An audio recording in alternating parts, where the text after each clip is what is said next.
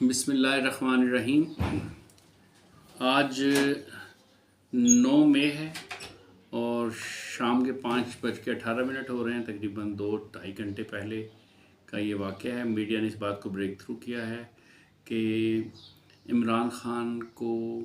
اسلام آباد high court کے احاطے سے گرفتار کر لیا گیا ہے۔ اس کو قادر ٹرسٹ کیس جو تھا، جو 458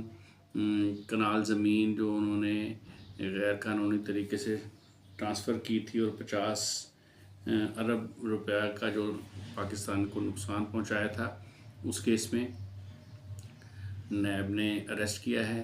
اریسٹ کرنے کا طریقہ کار ایسا نہیں تھا جو معمولی تھا، غیر معمولی طریقہ کار تھا۔ عمران خان کو اریسٹ کرنے میں پیراملٹری فورسز میں سے رینجرز نے اہم رول ادا کیا اور آلموسٹ ان کو گھسیٹتے ہوئے وہ اپنی ایک ڈبل کیبل میں بٹھا کے راولپنڈی نیب کے آفس میں لے گئے۔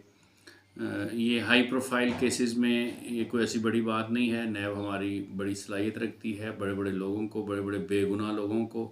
اریسٹ کرنا اور ان کے اوپر کیس چلانا اور ان کے پروسیڈنگز میں ان کو 2-2 3-3 سال، بلکہ کئی دفعہ تو 7-7 8-8 سال جو ہے وہ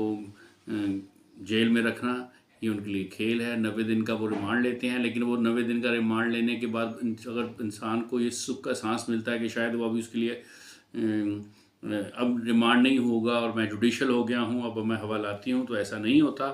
نیب جب دل کرتا ہے دوبارہ سے جا کے نیب کورٹس میں سے ایک اور ریمانڈ لے لیتی ہے، وہ بھی اسی طرح 90 دن کا ہوتا ہے۔ وہ کہ یہ ایک ڈریکونین لا ہے، لیکن پاکستان میں نیب کے لا 1999 الحمدللہ کے مطابق لوگوں کے ساتھ پولیٹیسائزڈ کیسز ہوتے ہیں اور لوگوں کو اسی طرح پاکستان کے ایک درجن سے زیادہ یا درجن بھر کے قریب مختلف پرائم منسٹرز اور فیڈرل منسٹرز اور بڑے ہائی پروفائل لوگوں کو، بیوروکریسی میں بہت اچھے لوگوں کو بھی جان بوجھ کے تنگ کرنے کے لیے، اذیت پہنچانے کے لیے، ٹارچر کرنے کے لیے، ان کا سافٹ ویئر اپڈیٹ کرنے کے لیے اسی طرح نیب کی رفتار تیار کرتی رہی ہے۔ لیکن اس دفعہ جو ایلیگیشنز ہیں عمران خان کے اوپر، یہ بہت ہینیس ہیں اور عمران خان کے ان ہینیس ایلیگیشنز میں سے ایک تو یہ کہ یہ نئے ترمیم کے مطابق 50 ارب یا 50 ارب سے اوپر کی مالیت کے جو بھی کیسز ہیں وہ براہ راست دائرہ اختیار میں آتے ہیں نیب کے۔ نیب نے بڑی سمجھداری سے کام لیتے ہوئے 50 ارب روپے کے اس کیس کے اوپر جو ہے اس کو اریسٹ کیا ہے عمران خان کو۔ عمران خان کو اس سے پہلے ان کی جو پچھلے 1 سال سے بڑا ایگریشن تھا ان میں، وہ مسلسل پاکستان میں فورسز کو، سیاستدانوں کے علاوہ ہمارے یہاں پہ جسے ہم اسٹیبلشمنٹ کہتے ہیں، پاکستانی افواج کو تنقید کا نشانہ بنا رہے تھے، دھمکیاں دے رہے تھے، غصہ دلا رہے تھے، لوگوں کو ان کے خلاف ورگلا رہے تھے اور ان کی سیاسی جماعت کے اور جو عمائدین تھے وہ بھی یہی کارنامہ سر انجام دے رہے تھے اور بار بار ساتھ میں دھمکی بھی دے رہے تھے کہ عمران خان ہماری ریڈ لائن ہے، ہم عمران خان نہیں دیں گے۔ اور اس کے ساتھ ساتھ یہ کہ عمران خان کے اوپر یہ بھی ایلیگیشن ہے کہ وہ ایک خاص قسم کے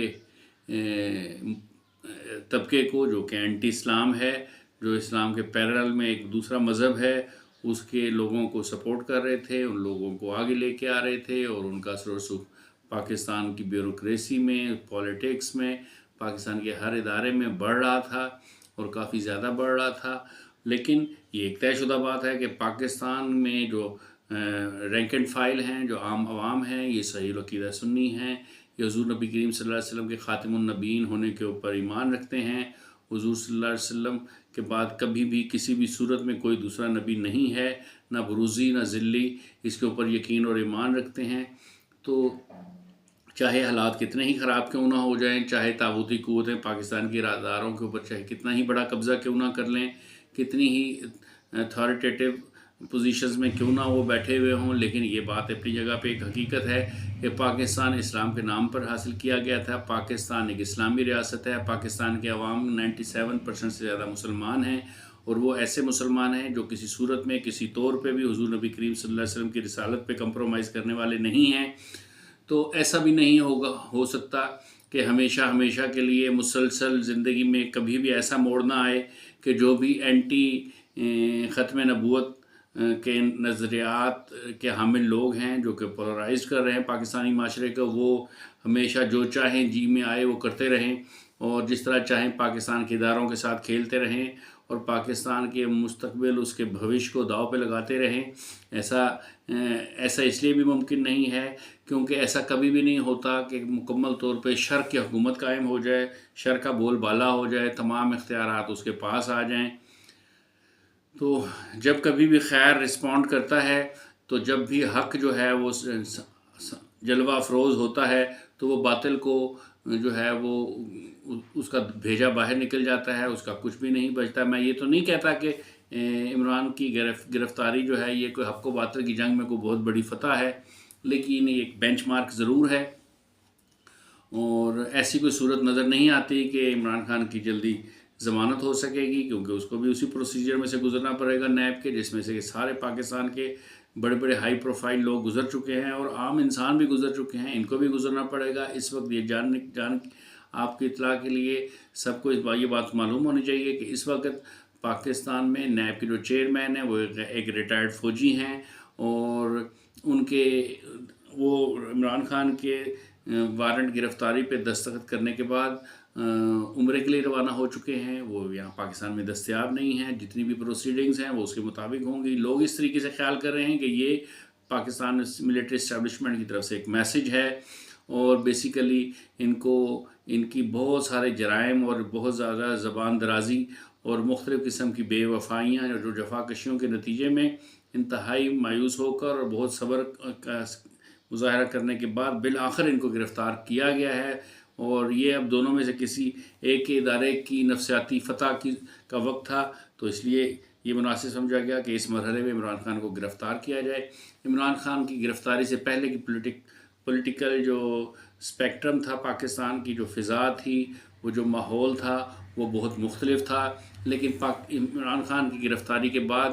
جو ہے وہ اسپیکٹرم چینج ہو جائے گا اور وہ قطعاً ویسا نہیں رہے گا جو آج 9 مئی کا 2 بجے سے پہلے تک کا تھا۔ اب وہ ایک تبدیل ریڈیکل چینج آ جائے گا پاکستان کے پولیٹیکل معاملات میں۔ جو ہماری فیڈرل گورنمنٹ ہے وہ کسی طور پہ بھی اس کا وزن نہیں لے گی اور اس کو لینا بھی نہیں چاہیے کہ انہوں نے یہ ہمارے وہاں پہ اس گرفتاری کو کیا گیا ہے۔ اسی کے ساتھ ساتھ آپ کو معلوم ہونا چاہیے کہ آرٹیکل 6 کا ایک اور کیس ہے جو عمران خان کے اوپر زیر سماعت ہے بلوچستان ہائی کورٹ میں۔ جب انہوں نے بلوچستان کی اسمبلی کو ڈیزالو کیا تھا تو اس ڈیزالو کرنے میں جو طریقہ کار اختیار کیا تھا وہ غیر قانونی تھا، اس میں انہوں نے آئین کی دھجیاں اڑا دی تھیں اور اس کے اوپر آرٹیکل 6 کا کیس بنتا ہے، اس کی پروسیڈنگز چل رہی ہیں۔ اور ایک طرح سے دیکھا جائے تو شاید یہ جس طرح دیوار برلن کے اوپر پہلا ہتھوڑا کسی نے مارا تھا اور پھر اس کی وجہ سے ایک حوصلہ پیدا ہوا تھا اور پھر لوگوں نے دونوں طرف کے لوگ، مشرقی اور مغربی برلین کے لوگوں نے مل کے دیوار برلین کو توڑ دیا تھا، گرا دیا تھا، ہٹا دیا تھا۔ اسی طرح یہ بھی ایک پہلا ہتھوڑا ہے پاکستان میں ان لوگوں کے خلاف، اس گروہ کے خلاف جو پاکستان کے عوام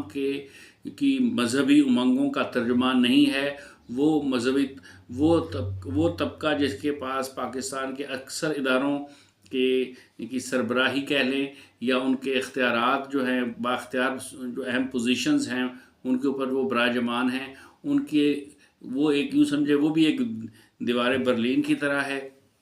اس کے اوپر ایک پہلا ہتھوڑا لگا ہے۔ میں امید کرتا ہوں کہ انشاءاللہ تعالی جلد ایسے ضرور حالات پیدا ہوں گے، پاکستان جو ہے نا وہ ایسے معاملات مراحل میں سے گزرے گا کہ جس کے بعد ہمیشہ کے لیے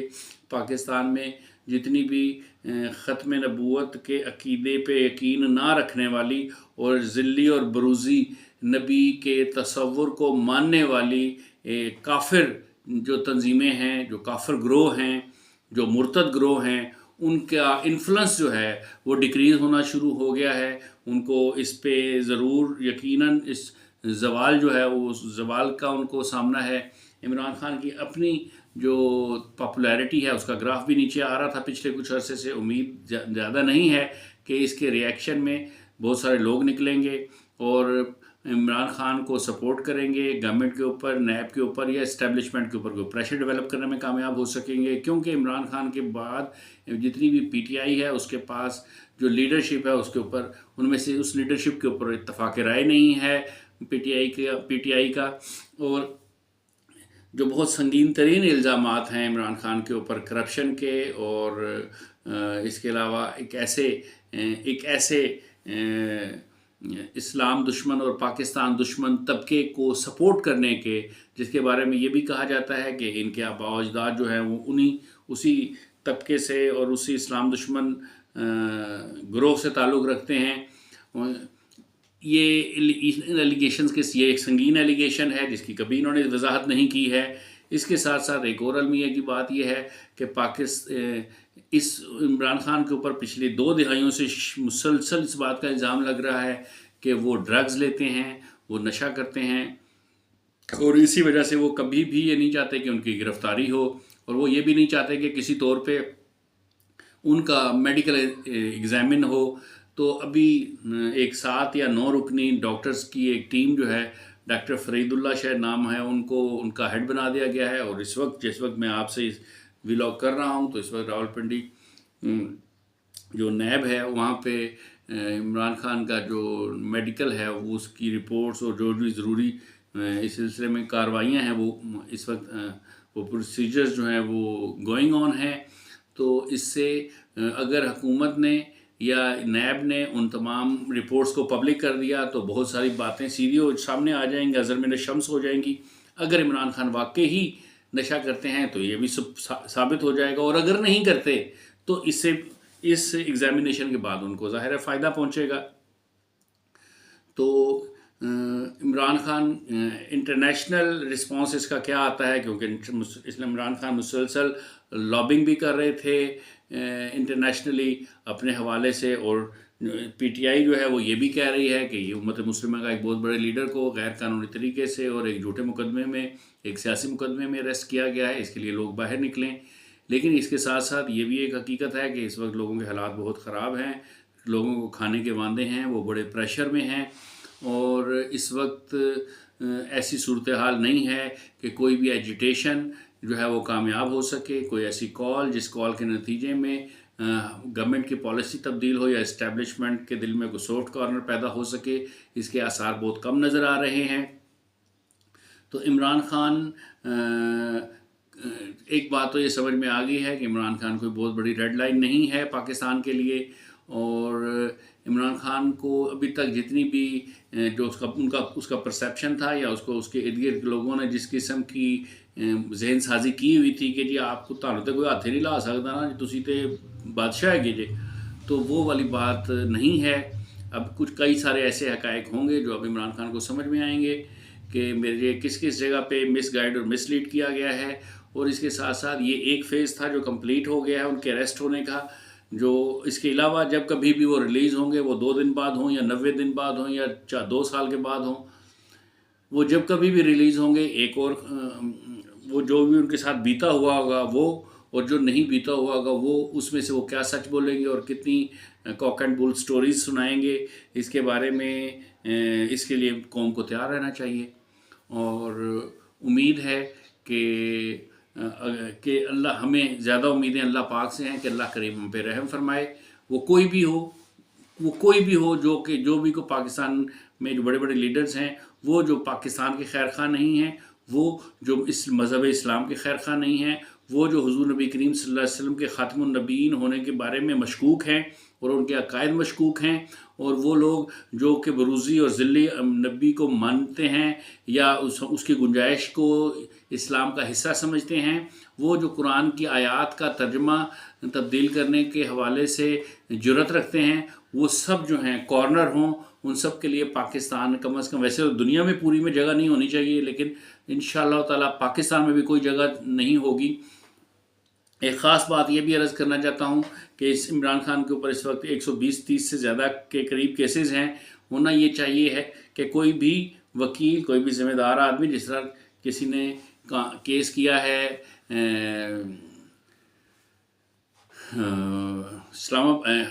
بلوچستان ہائی کورٹ میں، ان کی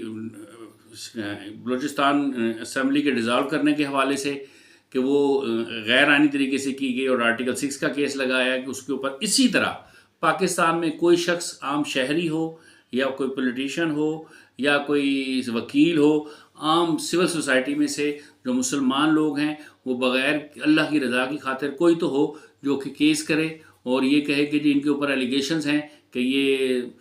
صحیح العقیدہ مسلمان نہیں ہیں، یہ ختم نبوت کے اوپر یقین نہیں رکھتے، اور یہ ذلی اور بروزی نبی کے حوالے سے ان کے جو عقائد ہیں وہ مختلف ہیں، اور وہ لوگ جو اسلام دشمن ہیں اور اسلام کے سامنے ایک پیرالل اسلام کی تاریخ تصویر پیش کرنے کی میں پچھلے کوئی 125 سال سے 120 سال سے زیادہ کے عرصے سے وہ جتے ہوئے ہیں، کوششیں کر رہے ہیں، سٹرگل کر رہے ہیں، اور اسلام کو انہوں نے بے پناہ نقصان پہنچایا ہے۔ ان کا اور ان کے اینسیسٹرز کا اس کے ساتھ تعلق ہے، اسی طرح کی ایک مکرو گروہ کے ساتھ تعلق ہے، اور اگر یہ تعلق ثابت ہو جاتا ہے تو کوئی بھی ایسا شخص جس کا حضور نبی کریم صلی اللہ علیہ وسلم کے خاتم النبیین ہونے کے اوپر یقین نہیں ہے، وہ کسی صورت میں پاکستان کا پرائم منسٹر نہیں بن سکتا ہے۔ پرائم منسٹر تو شاید بہت دور کی بات ہے، وہ شخص پاکستان صوبائی یا قومی اسمبلی کا ممبر بھی نہیں بن سکتا ہے۔ تو ہونا تو یہ چاہیے کہ 23 کروڑ میں سے کچھ لوگ تو سامنے آئیں کہ وہ یہ کیس تو کریں، ایک دفعہ ریکارڈ پہ تو آئے کہ کسی نے یہ بھی کیا تھا۔ تو اللہ سے دعا ہے کہ ابھی بہت ساری اپڈیٹس آنی باقی ہیں، اللہ سے دعا ہے کہ ایسے حالات سامنے آئیں جس میں پاکستان کی خیر ہو، جس میں پاکستان کی ایک معیشت کی خیر ہو، پاکستان کی سرحدوں کی حفاظت ہو، پاکستان میں وہ لوگ اللہ سبحانہ وتعالیٰ مخلص لوگوں کو اوپر لے کے آئے جو کہ قرآن و سنت کے مطابق اور اسلام کے صحیح عقائد کے حامل ہوں، اور وہ کام جو ذوالفقار علی بھٹو نے 1973 میں کیا تھا، وہ کام جو پاکستان کی تاریخ میں کسی اور وزیر اعظم نے نہیں کیا تھا کہ ختم نبوت کے مسئلے کو ہمیشہ کے لیے انہوں نے قائم میں دوسری ترمیم کے ذریعے حل کر دیا تھا، اس کی حفاظت کرنے والے اور اس کو فروغ دینے والے، اور پاکستان میں اس کے عوام میں اس بات کا یقین پیدا ہو جائے، ایسی فضا پیدا ہو جائے کہ ان کو یہ پتہ چلے کہ جو ہمیں رول کرنے والے لوگ ہیں، جو ہمارے رہنما ہیں، وہ ان کے بھی عقائد وہی ہیں جو ایک عام مسلمان کے ہیں۔ وما علینا الا البلاغ۔